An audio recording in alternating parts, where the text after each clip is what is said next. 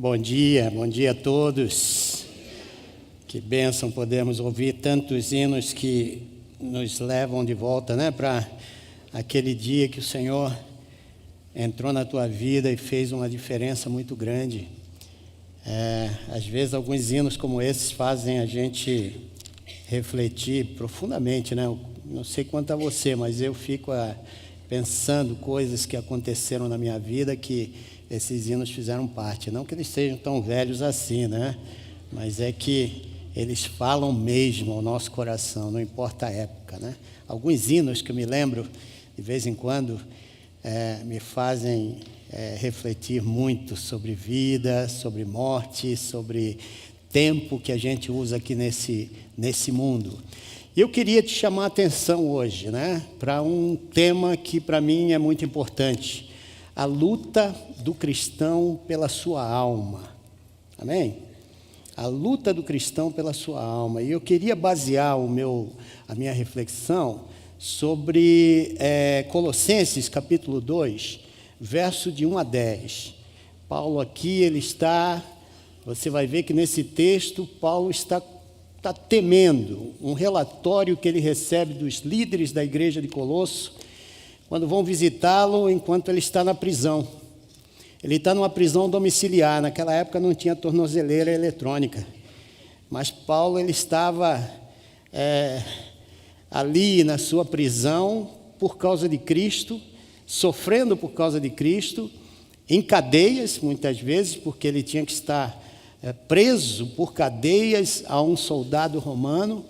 E Paulo está aqui recebendo um relatório tão triste, porque ele está com medo agora que os cristãos de Colosso percam a sua fé. Ele sabe do perigo que as filosofias e vãs decepções, como ele coloca no texto do capítulo 2 de Colossenses, é algo perigoso demais. É algo perigoso demais. A gente não tem ideia de como uma cultura, como uma cosmovisão, ela é capaz de arrancar da gente essa alegria de estar na presença de Deus. Como ela disseca da gente aquelas coisas que são tão importantes e que fazem parte desse compêndio teológico. E quando eu falo de teologia aqui, não é querendo que você seja um teólogo, mas todos nós aqui, por falarmos em Deus, somos teólogos.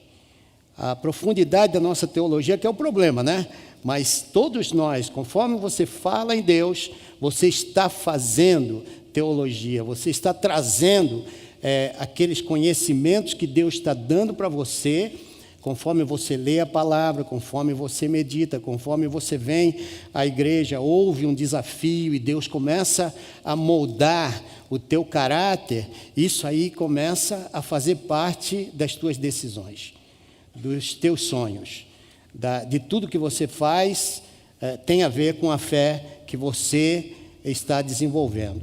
Então Paulo ele está preocupado, ele está vendo que a igreja está se desviando da palavra do Senhor, daquilo que Jesus Cristo era, por alguma coisa a mais.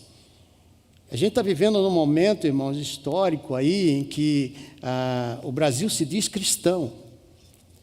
Mas ser cristão é um negócio muito mais profundo do que você dizer eu sou da igreja tal ou da igreja tal, ou ser batista ou presbiteriano ou católico, ou o que seja.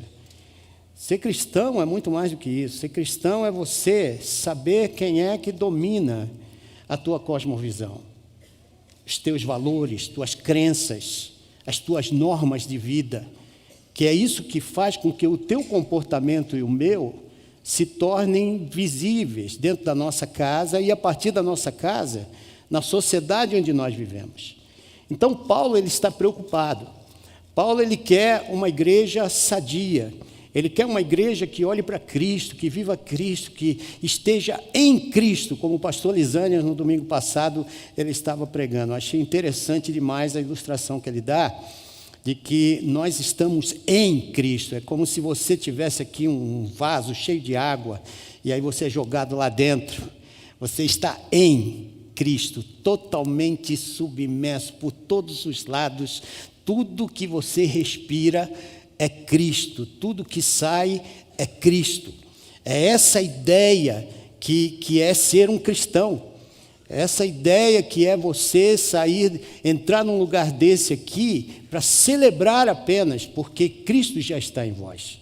Ele já veio com você lá da sua casa. Ele está aqui com você e vai sair daqui com você.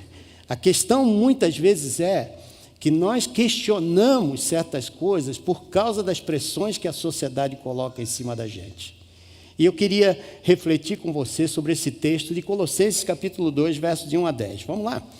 Pois quero que saibais quão grande luta tenho por vós. Olha, você vê, Paulo está em agonia aqui. Ele está em agonia pelos irmãos de Colosso. Ele está vendo o perigo desse povo. E pelos que estão em Laodiceia. E por quantos não me viram a minha pessoa. Você vê, ele está falando que não viram porque ele está em prisão. Ele não pode estar lá com eles. Eu tenho 40 anos de obra missionária. 41 esse ano. Nossa, como eu estou velho. E é interessante que nesses 41 anos eu conheci muita gente em países assim de vê-los.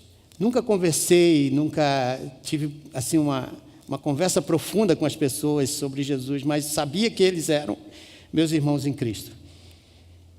Paulo, e orava por eles. Eu me preparei uma vez para dar um retiro para os missionários que vinham do Afeganistão, Irã, do Iraque, para o Irã. E ali nós nos reuníamos para falar de Cristo e motivar uns aos outros, levantar as mãos e os braços daqueles missionários que viviam a pressão de estar numa cultura onde Deus nunca foi louvado. Você pode imaginar isso? E eles terem que expressar Jesus com as suas vidas, ali naquele lugar. E a gente cantava fazendo mímica, a gente falava de Cristo num tom muito baixo para que os vizinhos não escutassem e eles tivessem que pagar o preço da nossa presença ali. Então, muito interessante ver alguns cristãos iranianos que já são líderes do trabalho missionário dentro do Irã. Ver aquele rapazinho de 23 anos que disse, ore por mim, porque eu não sei quando vão me pegar, mas no dia que me pegarem, eu sei que eu estou com o Senhor. A jurisprudência lá não dá nenhum direito de você se converter. E aquele rapaz, ele vivia essa realidade, ele dizia, eu já estou morto, pastor. Eu falei, você está morto o quê, rapaz? Você está vivinho aqui. Ele falou, pastor, quando eu aceitei a Cristo, eu morri para mim mesmo. E nasci para o Senhor. E para o meu país eu já estou morto. Então não sei quando vão me pegar, mas enquanto isso eu estou fazendo a obra do Senhor aqui. Essa gente que você não conhece tanto, mas você ama. Eu creio que Paulo está falando disso. Eu tenho uma dor tremenda, ele fala aqui, uma agonia. A grande luta por vós e pelos que estão em Laodiceia. E por quantos não viram a minha pessoa, para que os seus corações sejam animados, estando unidos em amor, enriquecidos na plenitude, olha aqui o que ele está falando, enriquecidos na plenitude do entendimento para o pleno conhecimento do mistério de Deus Cristo. E aqui tem uma profundidade muito grande, porque ele está falando de Deus Cristo, ele está falando de um Deus que tem toda a plenitude de conhecimento em si. Em outras palavras, quando ele vai falar no verso 8 até o verso 10, tomem cuidado vocês de não serem levados por filosofias e vãs decepções. Ele está aqui enfatizando que em Cristo, eu e você, temos o pleno conhecimento da realidade. Em Cristo, eu tenho todo o conhecimento que eu gostaria de ter para qualquer coisa que eu esteja enfrentando na minha vida, em Cristo. E ele vai trazer isso de uma forma tão bacana aqui para a gente refletir essa manhã, que você vai sair daqui querendo gritar lá fora, Cristo é o meu Senhor. Amém? Você vai parecer louco. Mas se nós começássemos a acreditar naquilo que nós lemos, a nossa vida vai mudar. E aí ele diz: digo isto para que ninguém vos engane com palavras, no verso 4, com palavras persuasivas, porque ainda que eu esteja ausente quanto ao corpo, contudo em espírito estou convosco, regozijando-me e vendo a vossa ordem e a firmeza da vossa fé em Cristo. Portanto, assim como recebestes a Cristo Jesus e o Senhor, assim também nele andai, arraigados, edificados nele e confirmados na fé, assim como fostes ensinados, abundando em ação de graças, tendo cuidado para que ninguém vos faça presa sua, por meio de filosofias e vãs sutilezas, segundo a tradição de homens, segundo os rudimentos do mundo, e não segundo Cristo, porque nele habita corporalmente toda a plenitude da divindade, e tendes a vossa plenitude nele, que é a cabeça de todo principado e potestade. Uau! Se o humanismo lê esse texto, ele vai ter uma definição tão forte daquilo que ele não pode dar para o homem. Porque o humanismo é humano. O humanismo lida com aquilo que é criado. O humanismo, ele trabalha com a realidade que está presente. E em cima disso ele foge à ciência, em cima disso ele vai trabalhar conceitos, em cima disso ele pratica filosofias.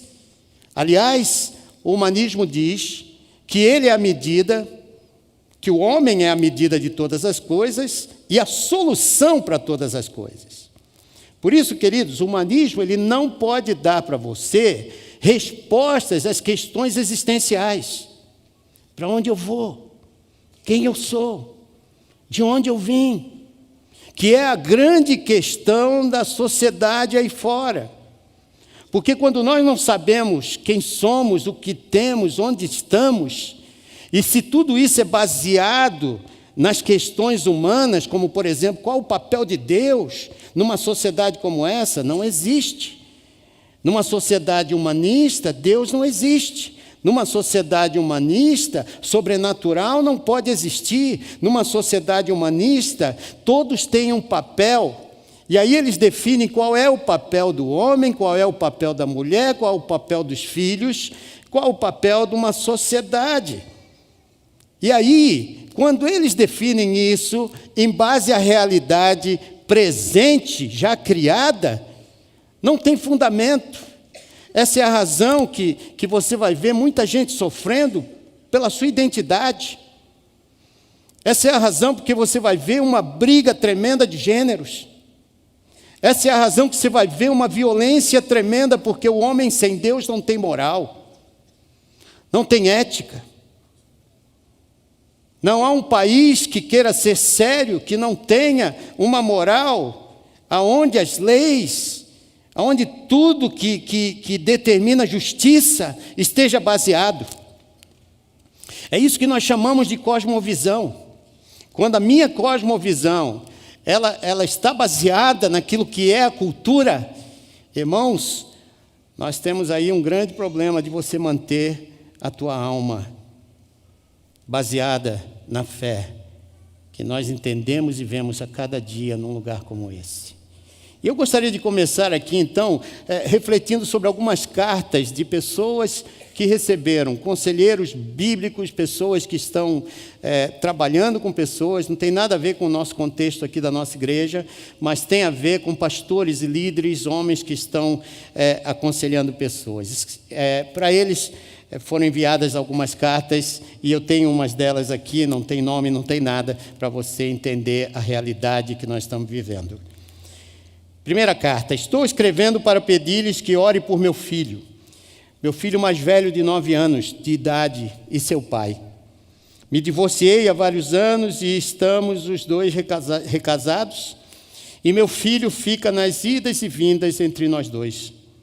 Durante o nosso casamento jogávamos jogos como Magic, Gathering e Dungeons and Dragons.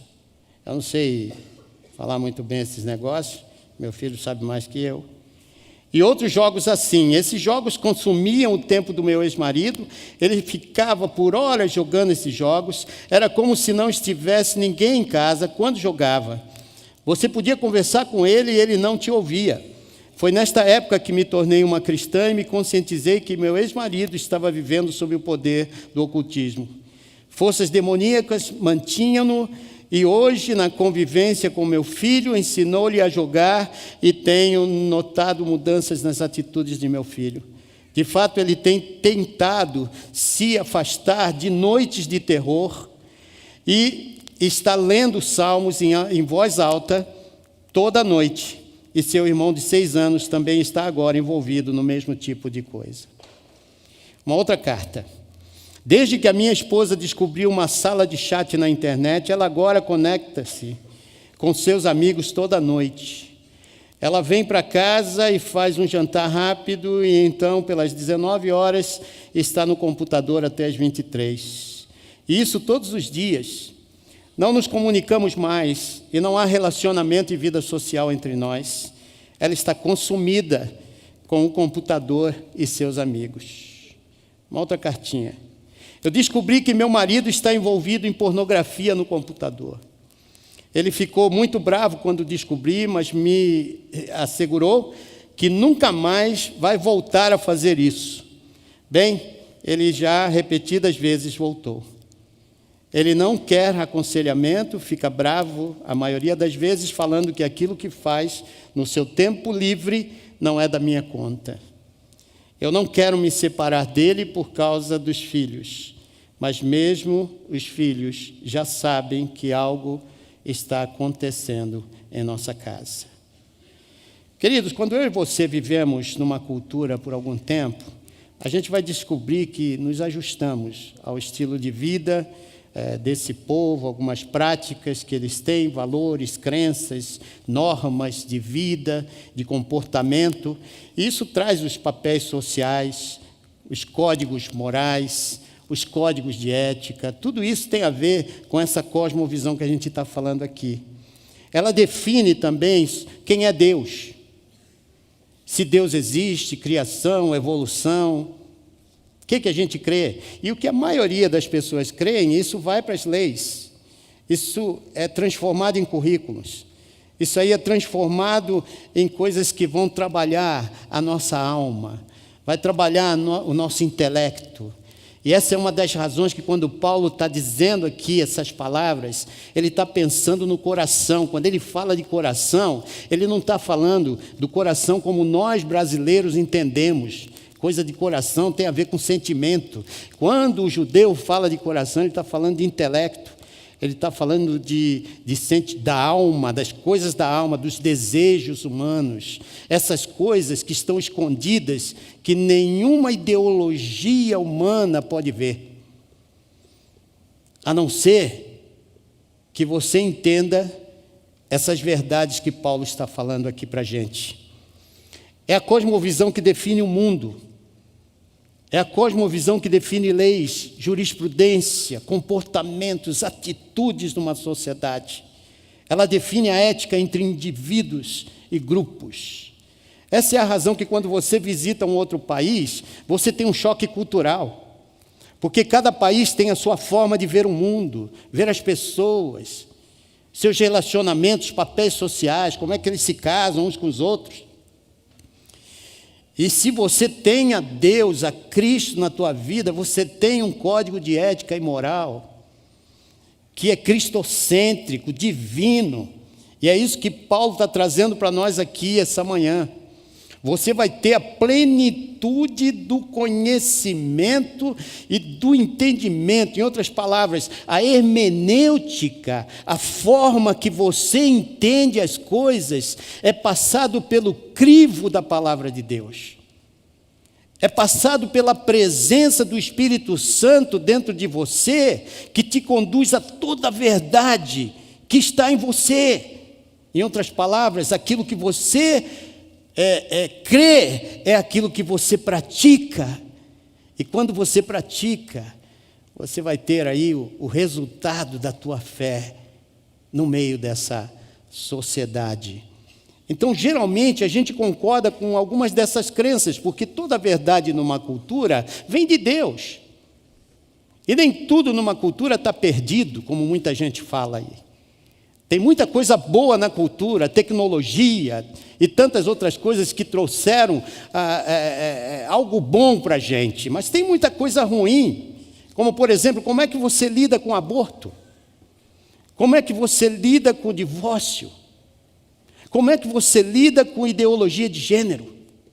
Como é que você está lidando com certas coisas que têm a ver com valores que nós temos como cristãos, que são básicos da fé, que fazem com que a gente, no meio de qualquer situação, use esses valores para manter a nossa vida e a nossa alma em paz. Essa é a razão que Paulo está com medo aqui. Ele não está com medo, ele está preocupado. Vamos colocar assim. Paulo está preocupado, porque a igreja de Colosso tem um bocado de gnósticos lá. O gnosticismo, ele acreditava que se você botar Deus e qualquer outra coisa no meio, dá salvação. É Deus e o cuidado do corpo, disciplina do corpo, salvação. É Deus e disciplina do teu entendimento, é salvação. E Paulo vai chamar a atenção, exortar os cristãos de Colosso: vocês precisam de Cristo apenas. Cristo e a sua suficiência. Aliás, o livro de Colossenses, ele explana a suficiência que há em Cristo Jesus. Amém, irmãos? Isso é muito importante para nós aqui. Ele vai dizer, no capítulo 2, versos de 1 a 10, que todo cristão precisa ser leal a Jesus Cristo. E todo o livro, ele vai falar que tudo que você precisa de ciência para a vida, tudo que você precisa de insights para você viver uma vida boa aqui na terra, está em Cristo Jesus. Você não precisa de pêndulos espirituais. Ora, eu quero um misticismo. Eu quero alguma coisa que faça eu sentir bem. Tem que estar aqui um negócio meio estranho. Tem que haver um elementozinho aqui de, meu Deus, opa, o sapatinho. Não pode, não é isso. Por outro lado, tem outros que vivem só, eu sou da palavra. E aí aquela erudição barata, que não conduz à vida, é só conhecimento, vãs decepções. O que Paulo está dizendo, eu e você precisamos de Cristo. Foi Ele que foi à cruz por você.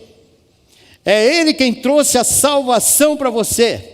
É Ele quem diz, eu sou o caminho, a verdade e a vida, ninguém vem ao Pai senão por mim. É nele, somente nele que há salvação, e nenhum outro nome, nenhum outro ícone, nenhuma outra entidade, nenhum outro movimento qualquer que seja secreto, como os gnósticos eram secretos e andavam no meio do povo de Deus tentando dissuadi-los da sua fé. Irmãos, quando eu e você temos só Cristo, você tira uma carga pesada das costas dos rituais e cerimoniais. A gente começa a adorar o Senhor livremente. Você entra aqui, quando vê essas canções, você começa a levantar as tuas mãos e adorar a Deus. Você não está nem aí para a torcida. É você e Deus. Você quer conhecer a Deus? Conheça Cristo. Porque Cristo é a imagem do Deus invisível. Porque Cristo, quando Ele é revelado pelo Pai aqui na terra, Ele traz para mim e para você a sua divindade. Por isso que quando Paulo está dizendo aqui no texto, que em Cristo reside todos os tesouros da sabedoria e do conhecimento, olha o que ele está dizendo. Você quer ser rico de conhecimento e de sabedoria? Busque a Cristo. Entenda Cristo. Os sonhos de Cristo. A vida de Cristo. Os sofrimentos de Cristo. Viva como Cristo. Sonhe como Cristo. É isso que ele está dizendo. Porque em Cristo, que está habitando em você, quando ele diz lá em Colossenses 1:27, Cristo em ti, a esperança da glória. Irmãos, olha que paradoxo tremendo isso aqui. Cristo, divinamente sancionado por Deus lá na eternidade, ele não deixou de ser divino quando ele ressurge dentre os mortos. Ele em corpo, e por isso que ele vai dizer que em Jesus reside corporalmente a divindade de Deus. Jesus tanto é Deus como ser humano, como é Deus sendo Deus. Então aquilo que Deus é, Cristo é. Aquilo que Deus faz, Cristo faz. Não há nada que esteja em Deus que não esteja em Cristo. E se esse Cristo está em você, a esperança da glória. Amém? Se Cristo está em ti, a esperança. Qual é o teu problema essa manhã? A esperança. A palavra de Deus não mente. A palavra de Deus, ela não volta vazia. Você tem que acreditar naquilo que você crê. Não é uma redundância isso aqui? Você tem que acreditar na palavra de Deus. O grande problema dos cristãos de Colosso era que eles tinham a palavra de Deus e tinham alguns mestres gnósticos que ensinavam que precisavam de mais alguma coisa. Tinha que ter um ritualzinho, tinha que ter alguma coisinha para você fazer parte do reino. E aqui está Paulo dizendo, não, gente, Paulo está dando um basta. Eu tenho problema, irmãos, às vezes quando chega na cidade uma crencinha nova, negocinho novo. Agora, para a gente ter Jesus, a gente vai precisar de fazer mais algumas coisinhas. E tem muitos crentes que andam atrás, irmãos, de televangelista, de um bocado de gente. Eu não tenho problema nenhum se eles são biblicamente sadios. Mas biblicamente sadio significa Jesus é o único que aparece. Amém, irmãos? Jesus tem que ser o único. Não há ícone na presença do Senhor. Uma das coisas que eu gosto da nossa igreja é que nós não queremos ícones, mas homens que possam trazer a palavra de Deus na sua vida. Ser cristão significa estar em comunhão com Cristo. Amém? Vida cristã é relacionamento íntimo de amor a Jesus Cristo. Não é um compromisso com uma cultura, não é um compromisso com tradições ou denominações. É uma união vital com Cristo. Olha o que Paulo está dizendo em Colossenses 2,6. Portanto, assim como recebestes a Cristo Jesus, o Senhor, assim também nele andai. Você vê, é um negócio contínuo. Paulo está vendo aqui os cristãos, quando eles receberam Jesus, agora, vê se vocês andam em Jesus. Você lembra que o pastor Lisânias disse que nós estamos em Cristo? Andamos nele, sonhamos as coisas dele. Essa sociedade, irmãos, vai começar a entender justiça a partir da justiça que há no crente cheio da presença de Cristo. Paulo, no capítulo 1, verso 27, ele vai falar isso, sobre a esperança da glória que nós afirmamos aqui. Isso não está em nenhum líder ou seitas, ou entidades secretas, ou filosofias humanas. Ele vai expressar no verso 28 e 29 do capítulo 1, a finalidade do seu ministério. Ele vai dizer que ele proclama Cristo Jesus. Olha o que ele diz, o qual anunciamos, admoestando a todo homem, e ensinando a todo homem toda sabedoria, para que apresentemos todo homem perfeito em Cristo. Para isso, também trabalho lutando segundo a sua eficácia, que opera em mim poderosamente. Você vê a luta de Paulo aqui, irmãos, como um pastor chamado por Deus, é pregar, ensinar, demonstrar a toda pessoa nessa energia poderosa que Cristo está colocando dentro do seu coração. Ele vê a transformação, essa palavra transformando ele, e ele quer passar isso para as pessoas ao redor. Paulo, ele está aqui pensando nesse Cristo que é o Senhor da glória, o qual a gente vai agora comemorar a sua presença aqui no nosso meio. Paulo, ele está falando, olha, cuidado, tenham cuidado vocês com as vãs decepções, as filosofias. Você vê, filosofia lida com o que existe. E o Senhor está dizendo, você precisa e eu preciso saber para onde nós estamos caminhando. E isso nenhum humanismo pode dar para você. Só Jesus. Amém? Só Jesus sabe o que está dentro de você. E isso é algo que Paulo está dizendo aqui para a gente. A diferença é que nenhum desses conhecimentos... Aliás, a ciência, irmãos, ela é falha. Eu gosto da ciência. A ciência, ela ajuda a gente. Mas a ciência é falha. Você vai ver que determinados estudos científicos, de tempo em tempo, precisa de uma reavaliação. Precisa de um conserto. Por isso, a filosofia humana, ela não tem a resposta que só Deus pode dar ao teu coração. Só Jesus pode dar. Para onde você vai? Jesus Cristo diz, eu sou o caminho. O que você quer? Eu tenho a vida.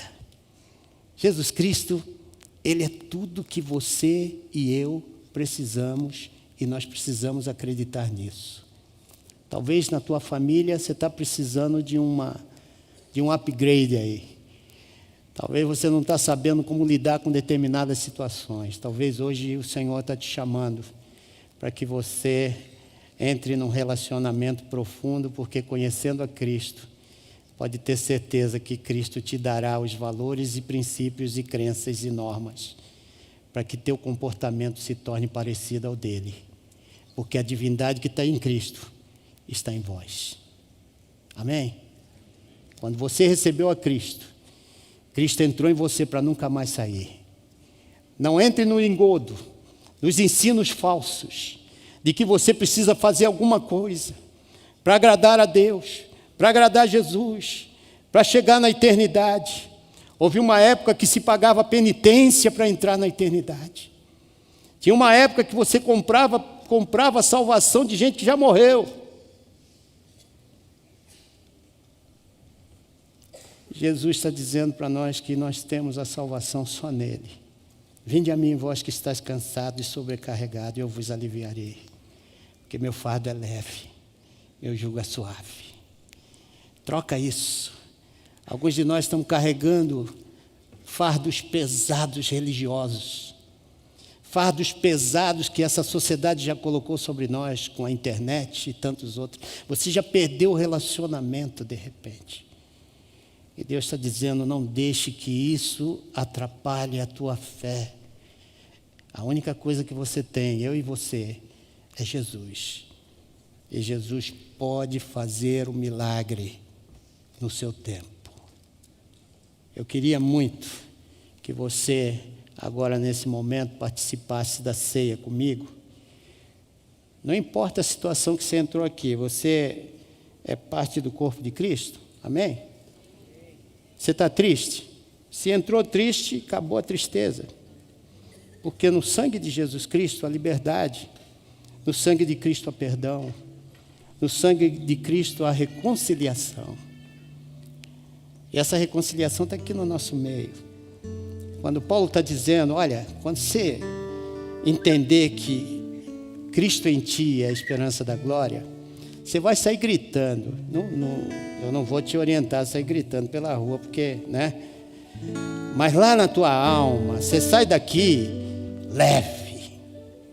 Nossa, você vai sair por aquelas portas ali, uau, querendo gritar para o mundo inteiro, Jesus Cristo é o meu Senhor.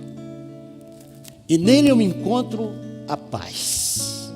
Não importa as circunstâncias, eu sei que Ele nunca me abandona, nunca me deixa, e que vai chegar o momento dele de revelar-se para mim plenamente e vou saber que só foi a boa mão de Deus que conseguiu.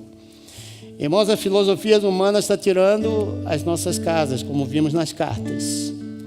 Está tirando nossos filhos da gente. A filosofia humana não responde aquilo que só Jesus pode responder. Amém?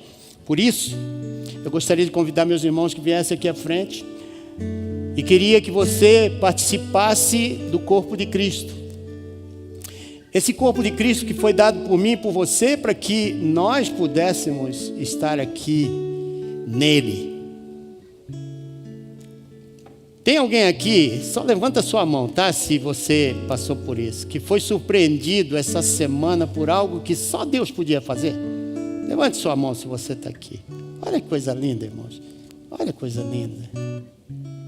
Só Deus podia fazer. E você sabe que só Deus poderia fazer. Tem alguém aqui que está esperando que essa semana aconteça alguma coisa que só Deus pode fazer? Levante sua mão.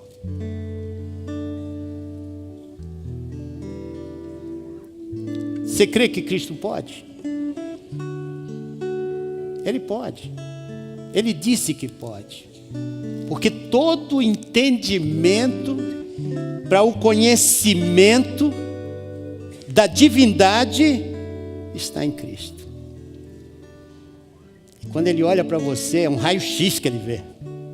Ele já sabe, antes de você imaginar o que você está sofrendo, e viu quando você entrou nesse sofrimento. E tem a saída para você e vai te mostrar, mas você precisa crer. Amém? E é isso que o corpo de Cristo dá para a gente, essa alegria, né? Da gente participar dele. E eu queria que meus irmãos pudessem servir vocês, que vão receber o corpo de Cristo, e só nele a gente sabe o que significa viver nesse mundo, andar nesse mundo, tomar decisões, que sejam decisões que façam Cristo ser honrado. Vamos orar? Pai, eu quero te louvar por esse momento. Recebe, Senhor, a nossa adoração, recebe, Senhor, o nosso coração. E Deus nos dá essa percepção, Senhor, profunda da Tua presença em nosso meio. Não queremos gnosticismo, misticismo, nem humanismo. Porque nada disso, Senhor, dá respostas às questões mais profundas do nosso coração. Em Jesus Cristo temos a paz. Minha paz vos dou, não como o mundo dá, a minha paz eu vos dou. Receber essa paz por causa do corpo de Cristo. Em nome de Jesus. Amém. Por favor, irmãos.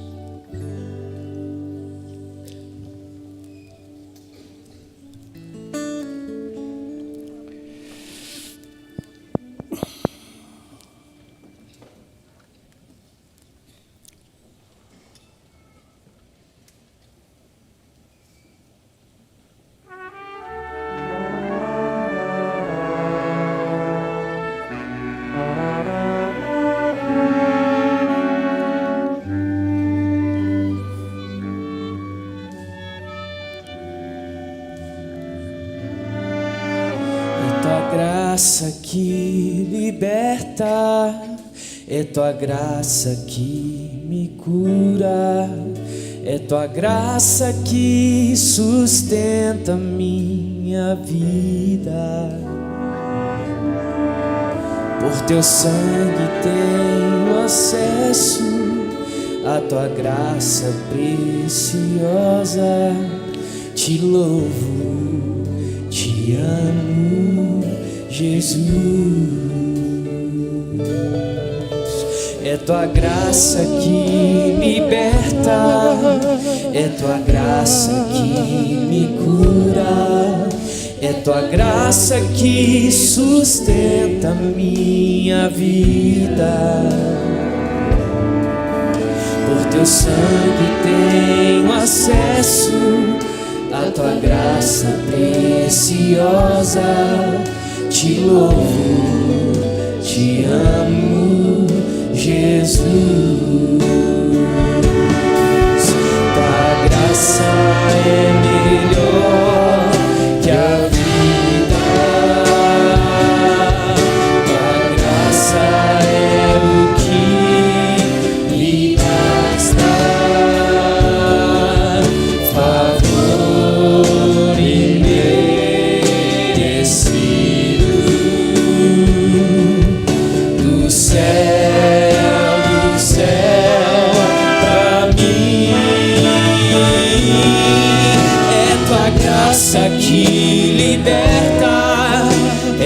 graça que me cura, é tua graça que sustenta a minha vida. Por teu sangue tenho acesso à tua graça preciosa. Te louvo, te amo, Jesus. Te louvo, te amo, Jesus. Te louvo, te amo, Jesus.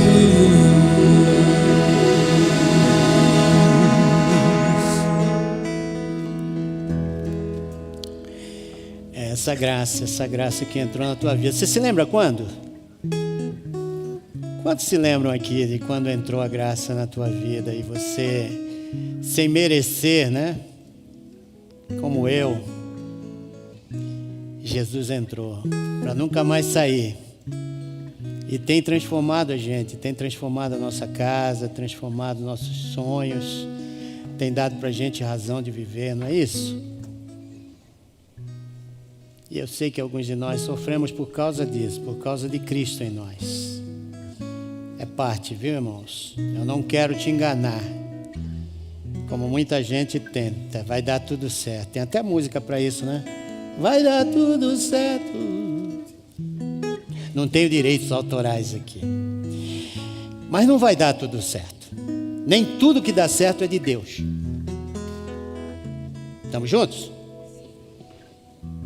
Tem coisas, irmãos, que nós precisamos passar, não por nossa causa, mas por causa da glória de Jesus Cristo. Se lembra? Cristo em ti, a esperança da glória dele. Ele está se demonstrando nessa sociedade através da gente.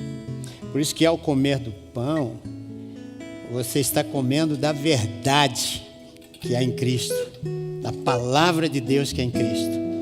Ele é o pão da vida, é o pão que sacia a minha e a sua fome.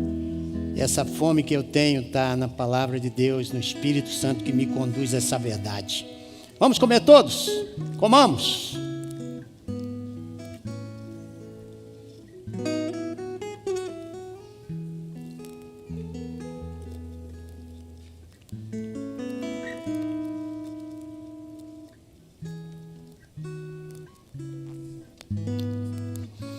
Pai, nós te louvamos, porque em Ti encontramos a verdade, em Ti encontramos, Senhor, tudo o que precisamos, que estava no Pai, está em Cristo. E pelas Suas chagas nós fomos curados. E, Senhor, curados que estamos, nós damos essa mesma cura para aqueles que estão ao nosso redor. Por isso, Deus, a nossa luta para manter a nossa alma de pé, é uma luta, Senhor, que queremos constantemente, todos os dias, andando em Cristo, caminhando em Cristo, sonhando com Cristo, agindo como Cristo. Nós estamos, Senhor, trazendo o Teu corpo, Senhor, para essa terra. Ajuda-nos, Senhor, a mantermos a nossa fé na Tua cruz. É a minha oração em nome de Jesus. Amém.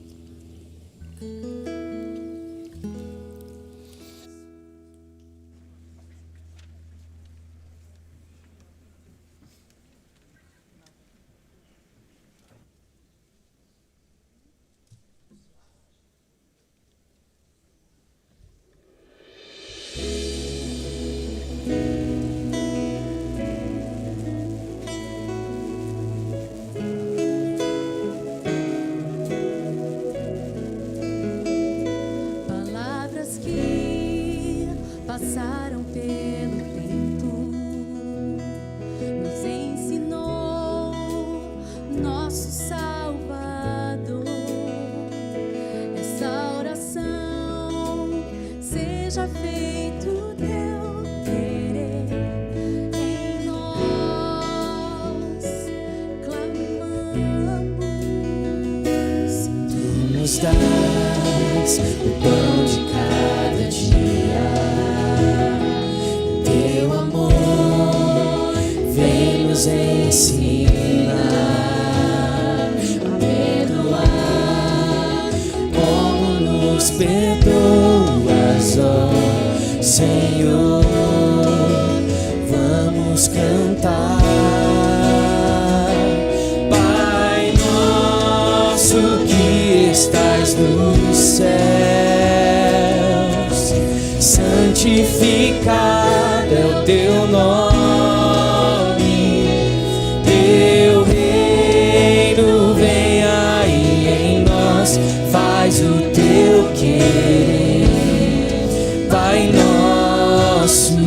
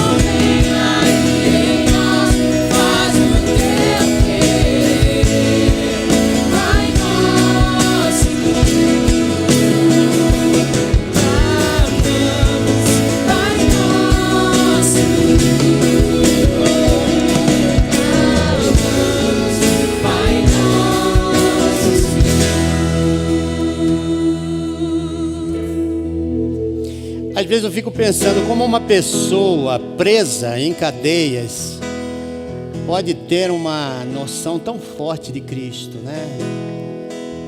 A não ser que ele saiba o que está por vir, a não ser que ele saiba que daqui a pouco o papai vem buscar a gente. Essa semana tivemos falecimento de 2 pessoas queridas aqui. E uma das coisas mais, assim, positivas para um pastor é fazer o velório de alguém que sabe para onde ir. Porque essas pessoas, por saberem para onde vão, elas motivam a gente. Elas motivam a gente. É como se chegasse na frente. Eu louvo a Deus pelas pessoas que Deus tem levado consigo, porque são exemplos de vida que deixaram para os seus filhos legados de gente firme na fé. Nós temos aí Paulo dizendo, né, que ele está em prisão e que a prisão dele está motivando muita gente, como nós aqui essa manhã fomos motivados pelas prisões de Paulo.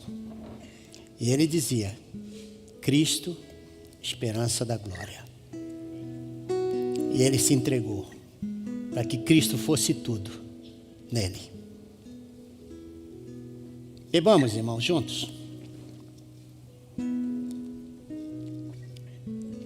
Esse é o meu sangue compartilhado por vós.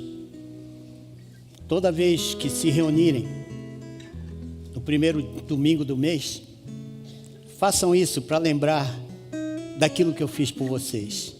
E preguem até que eu volte. Jesus Cristo vai voltar. E porque Ele vai voltar, a gente tem esperança. E porque Ele está aqui, é engraçado essa coisa, vai voltar, mas está aqui. É igual o reino. O reino é futuro, mas é presente. Todos que estão em Cristo já estão garantidos no livro da vida. Você está garantido? Então vamos levantar e nós vamos cantar uma música agora que você tem que cantar cheio da paixão por Jesus. Amém? Eu quero ver esse negócio aqui explodir, viu? Porque depois de um momento como esse de ceia, em que a gente entende a morte e a ressurreição de Cristo, queridos, a gente tem que soltar o pulmão até que Ele venha. Amém? Vamos lá?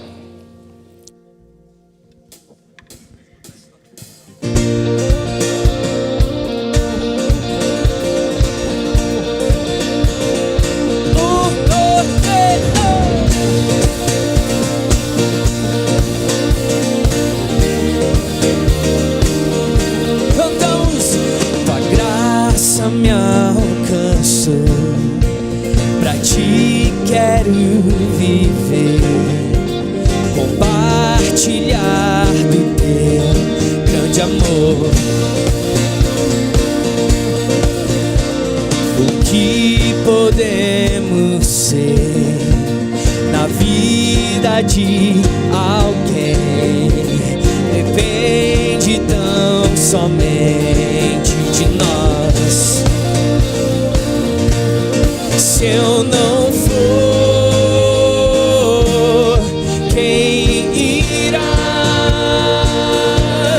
Se eu não estender as mãos, quem o fará? Me envolver, me entregar e dizer ao mundo que Jesus voltará, até que Ele venha, até que Ele venha. Cristo a esperança que ao mundo vou levar, até que Ele venha, até que Ele venha. Ele é a razão que me faz continuar. Mais uma vez cantamos assim: tua graça me alcança, pra ti, Senhor.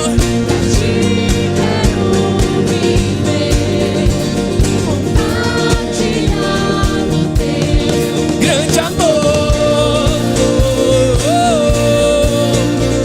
o que podemos ser na vida de alguém depende tão somente de nós, de nós. Se eu não for,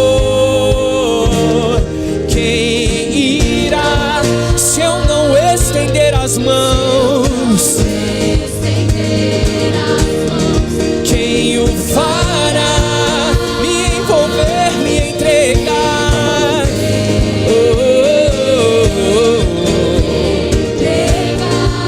e dizer ao mundo todo, que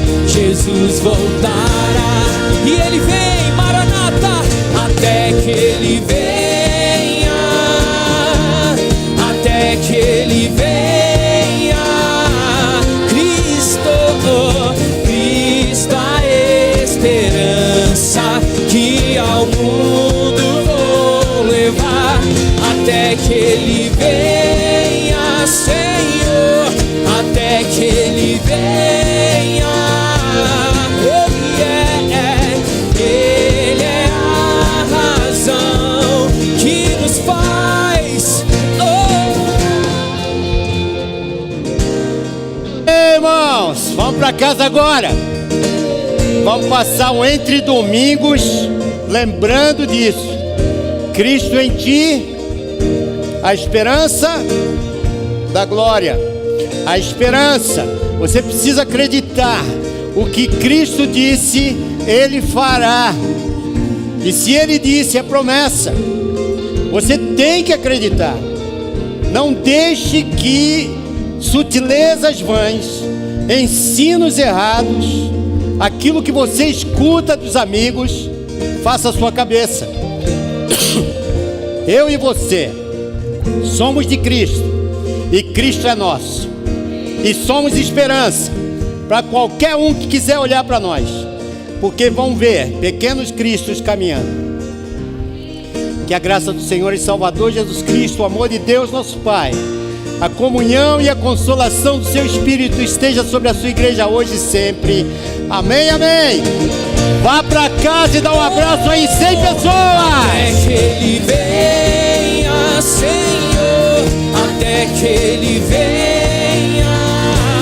Cristo, Cristo a esperança.